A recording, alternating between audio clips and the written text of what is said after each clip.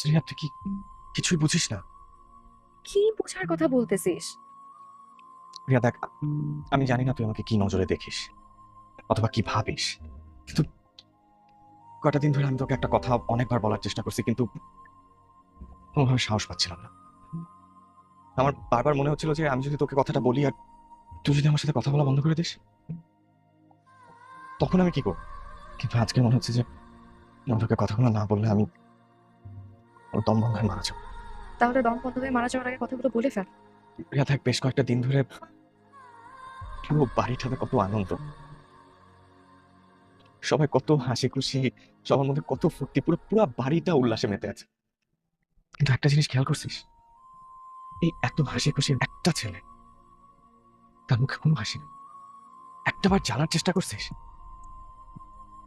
কেন ছেলেটার মুখে হাসি নেই? কেন ছেলেটার মধ্যে হাসি নেই? কারণ ছেলেটা তোকে ভালোবাসি। এতদিন ধরে সাহস পাচ্ছিলাম, আজকে মনে হলো যে তুই চলেই যাচ্ছিস।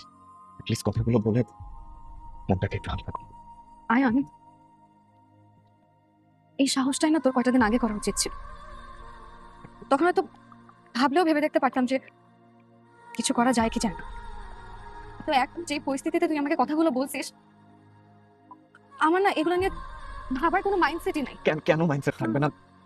দেখ, এখন কিন্তু আমাদের অনেক সময় আছে, 24 ঘন্টা সময় আছে আমাদের হাতে। এখন আমরা চাইলে কিন্তু কিছু একটা না করতে পারি পারি। না। নিচে তাকিয়ে দেখ, সবাই কত হাসি খুশি। তোর মতন একটা কাওয়ার্ডের জন্য আমি এদের হাসি মুখ নিস্তব্ধ করতে পারছি না।